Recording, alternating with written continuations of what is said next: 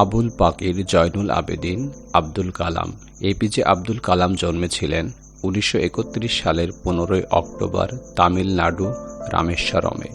তিনি ছিলেন একাধারে বিজ্ঞানী, লেখক, সমাজচিন্তক এবং ভারতবর্ষের একাদশতম রাষ্ট্রপতি।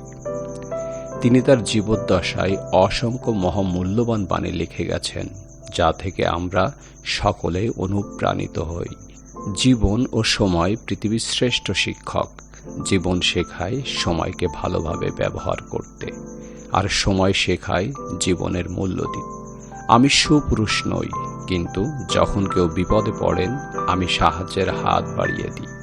সৌন্দর্য থাকে মানুষের মনে, চেহারায় নয়। মানুষ তার ভবিষ্যৎ পরিবর্তন করতে পারে না, কিন্তু অভ্যাস পরিবর্তন করতে পারে।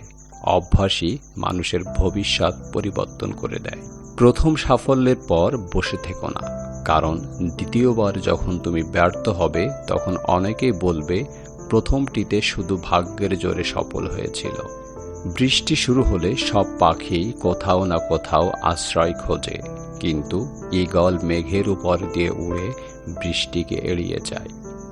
জীবনে কঠিন সব বাধা আসে তোমায় ধ্বংস করতে নয়, বরং তোমার ভিতরের লুকানো অদম্য শক্তিকে অনুধাবন করাতে। বাধা সমূহকে দেখাও যে তুমিও কম কঠিন নও। টাকা দিয়ে তুমি বাড়ি কিনতে পারবে, ভালো পরিবার তৈরি করতে পারবে না। টাকা দিয়ে একটি বিছানা কিনতে পারবে, কিন্তু ঘুমকে নয়।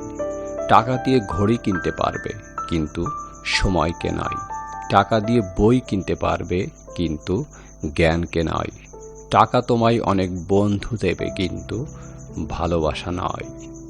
সমস্যা এলে কখনো এড়িয়ে যাবে না, মুখোমুখি রুখে দাঁড়াবে।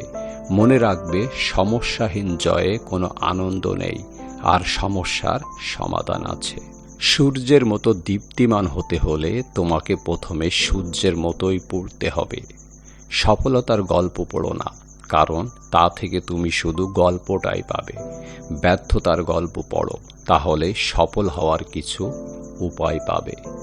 যারা মন থেকে কাজ করে না তারা আসলে কিছুই পায় না, আর পেলেও সেটা হয় অর্ধেক হৃদয়ের সফলতা।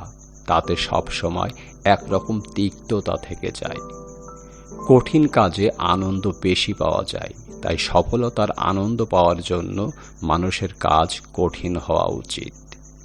নেতা সমস্যায় ভয় পান না, বরং সমস্যার মোকাবেলা করতে জানাবেন। তাকে কাজ করতে হবে সততার সঙ্গে।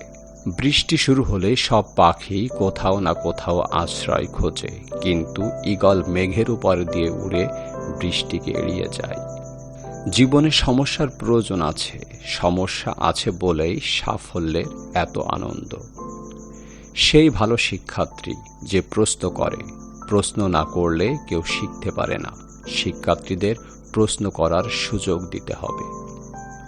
সমাপ্তি মানেই শেষ নয়। এন্ড শব্দটির মানে হচ্ছে ইফোর্ট নেভার ডাইজ, অর্থাৎ প্রচেষ্টার মৃত্যু নেই। উপরে তাকিয়ে আকাশটাকে দেখো, তুমি একা নাও, এই মহাবিশ্ব তোমার বন্ধুর মতোই।